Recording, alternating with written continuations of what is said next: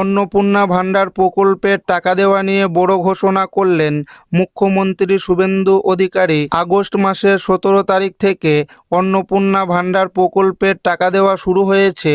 তবে 17 তারিখ থেকে টাকা দেওয়া শুরু হলেও বহু মহিলা জানাচ্ছে যে তাদের অ্যাকাউন্টে এখনও টাকা আসেনি।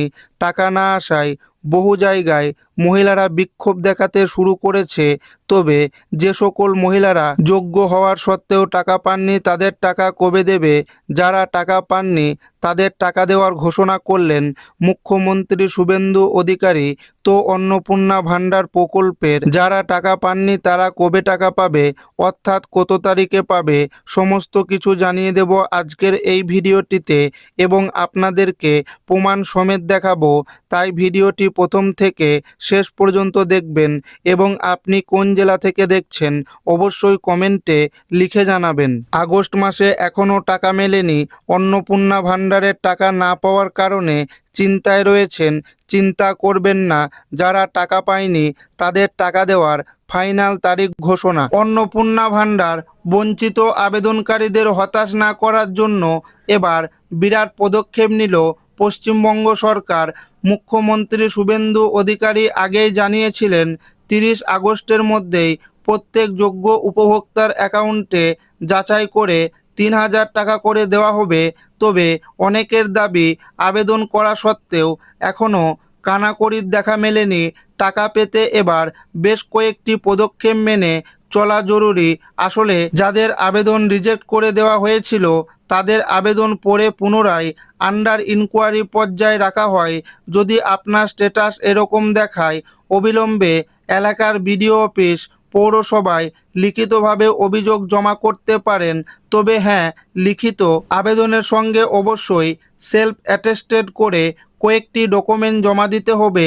তার মধ্যে উল্লেখযোগ্য হলো অন্নপূর্ণা ভান্ডারের ফর্মের রসিদ, আধার কার্ড ও ভোটার কার্ডের জেরক্স কপি, ব্যাঙ্ক অ্যাকাউন্টের প্রথম পাতার জেরক্স কপি, মোবাইল নাম্বার। রাজ্য সরকারের তরফে জানানো হয়েছে শুধুমাত্র অভিযোগ জমা দিলে হবে না।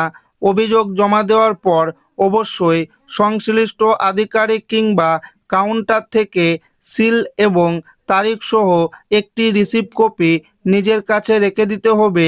কারণ যাদের আবেদন রিজেক্ট করা হয়েছিল পঞ্চায়েত কিংবা পৌরসভার উদ্যোগে বর্তমানে এই ভেরিফিকেশন প্রক্রিয়া চলছে। এমনকি আগস্ট মাসের 30 তারিখ পর্যন্ত এই ভেরিফিকেশন চলবে বলেই জানিয়েছেন মুখ্যমন্ত্রী শুভেন্দু অধিকারী। আশা করা যাচ্ছে প্রত্যেকের তথ্য যাচাই করে এই মাসের মধ্যেই দেওয়া হবে সুবিধা। ইতিমধ্যে অনেক মহিলার তথ্য যাচাই করে অ্যাকাউন্টে 3000 টাকা দেওয়া হয়েছে। রাজ্যের পুর ও নগর উন্নয়ন মন্ত্রী অগ্নিমিত্রা পাল স্পষ্টভাবে জানিয়েছেন, এখন আমরা অনেকের কাছে যে সমস্যার কথা শুনছি তা হলো অনেকের অন্নপূর্ণা ভান্ডার পাওয়ার কথা কিন্তু তারা পাচ্ছেন না। মাননীয় মুখ্যমন্ত্রী শুভেন্দু অধিকারী স্পষ্টভাবে নির্দেশ দিয়েছেন, যদি যোগ্য হওয়ার সত্ত্বেও মনে হয় অন্নপূর্ণা ভান্ডার প্রকল্পে নাম নথিভুক্ত হয়নি তাহলে আপনারা লিখিতভাবে জানান। অবশ্যই অন্নপূর্ণা প্রকল্পের 3000 টাকার সুবিধা মিলবে। অনেক মহিলা চিন্তা করছেন আগস্ট মাসে আর কি টাকা পাওয়া যাবে। তবে চিন্তা করা স্বাভাবিক, কারণ আগস্ট মাস প্রায় শেষের দিকে। তাই মহিলারা চিন্তা করছেন আগস্ট মাসের টাকা কি আর পাবো না, নাকি অন্নপূর্ণা ভান্ডার প্রকল্পে টাকা পাওয়ার তালিকা থেকে আমাদের নাম কি বাদ পড়ে গেল। এমনটা একদমই নয়।